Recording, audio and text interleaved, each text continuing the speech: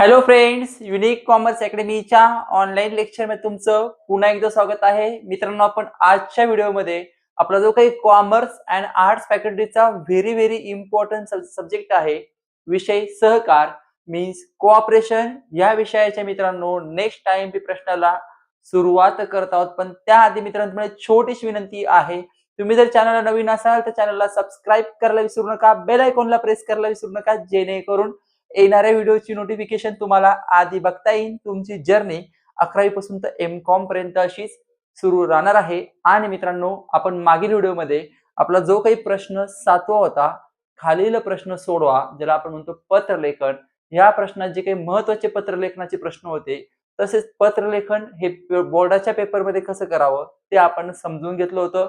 तो व्हिडिओ तुम्ही बघितला नसेल तर त्या व्हिडिओची लिंक तुम्हाला ह्या व्हिडिओच्या डिस्क्रिप्शन बॉक्समध्ये दिली जाणार आहे. तसेच तुम्ही ह्या व्हिडिओच्या वरती आय बटन क्लिक करून तो व्हिडिओ बघू शकतात.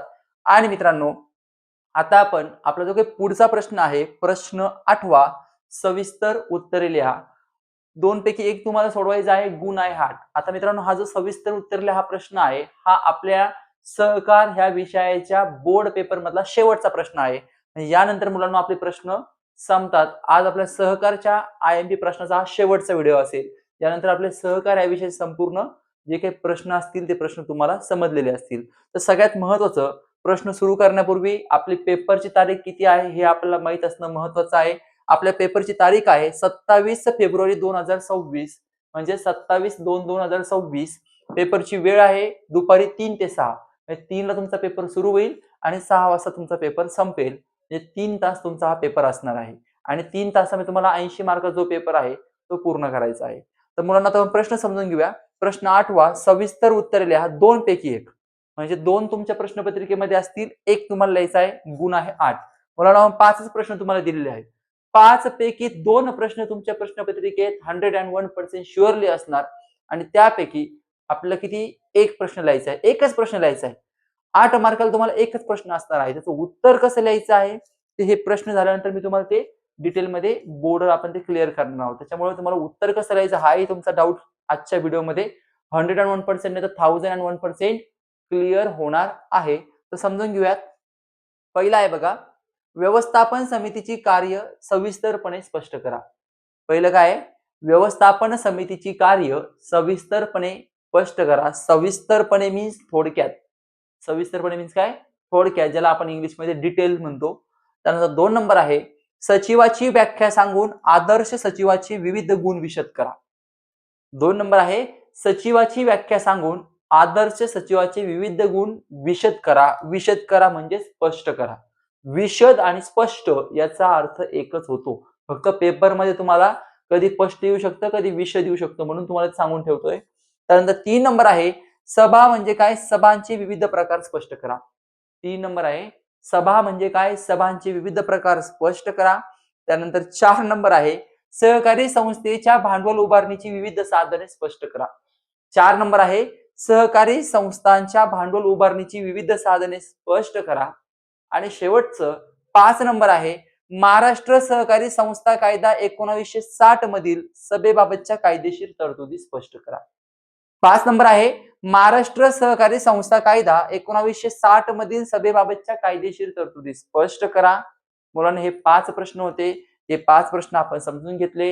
या 5 पैकी तुम्हाला 2 प्रश्नांच्या प्रश्नपत्रिकेत असणार आहे आणि तुम्हाला 1 प्रश्न लिहायचा आहे. तर मुलांना आता आपण प्रश्न समजून घेतले. आता ह्या प्रश्नाचं उत्तर हे बोर्डाला कसं अपेक्षित आहे की जेणेकरून आपल्याला आउट ऑफ मार्क्स मिळाले पाहिजे. तर आपण यापुढे कंटिन्यू आपल्या ज्या प्रश्नाचं उत्तर हे बोर्डाच्या पेपरमध्ये कसं लिहायचं आहे ते कंटिन्यू समजून घेऊयात. तुम्ही एकदा हे लिहून घ्यायचं आहे.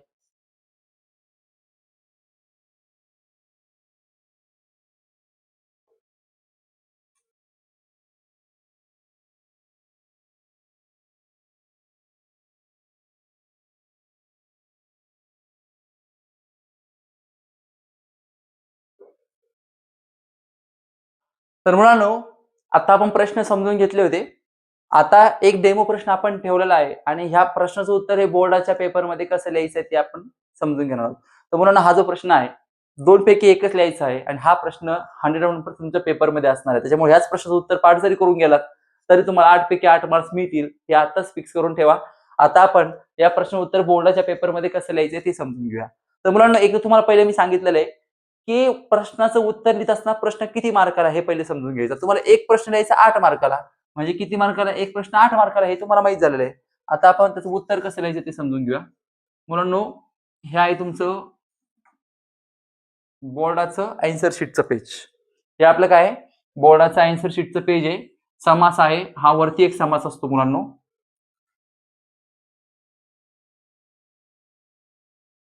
आता आपला हा जो रेग्युलर समास आहे, जो आपल्या पेपरमध्ये असतो, हा जो वरती समास असतो, इथे असे छोटे छोटे बॉक्स केलेले असतात.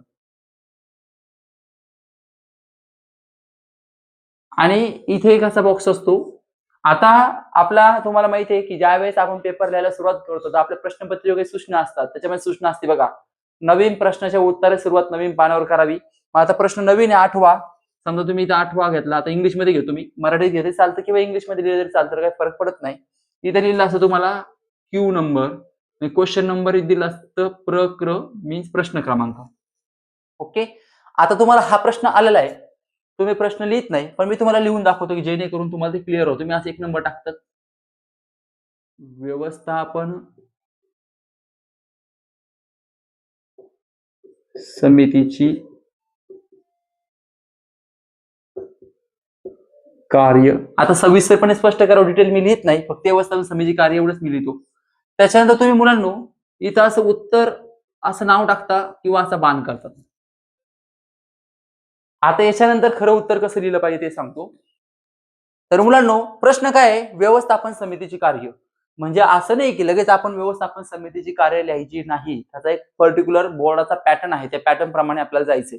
तर तुम्हाला तुमची सुरुवात असते पहिले, ती असती प्रस्तावना. कशाने सुरुवात असती? प्रस्तावना.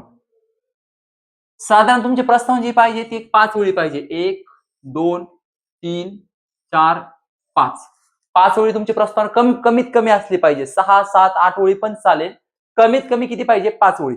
त्याच्यानंतर पुढचा पॉइंट येतो, तो म्हणजे अर्थ व व्याख्या. अर्थ व व्याख्या साधारण तुमच्या 3 ओळी भरतील. 3 ओळी आपण अर्थ व्याख्या घेऊ, 4 ओळी घेऊयात. 2-2 ओळीचं धरल्या, 2 ओळीचा अर्थ आणि 2 ओळीची व्याख्या. त्याचे पहिलं पान तुमचं जे आहे, पहिलं पान ते तुमचं प्रस्तावना अर्थ व्याख्यामध्येच जवळजवळ बऱ्यापैकी ते खर्च होणार. शेवटच्या 4-5 ओळी युज नाही केल्या तरी चालतंय, त्याचा जास्त विचार करायचा नाही. नवीन पानावर यायचं. तर तुमचं हे नवीन पेज आहे. आता आपण नवीन दुसरं एक पेज घेऊ. हे तुमचं आता नवीन पेज आहे. असंच तुम्हाला इथे एक समास आहे, इथे एक समास आहे.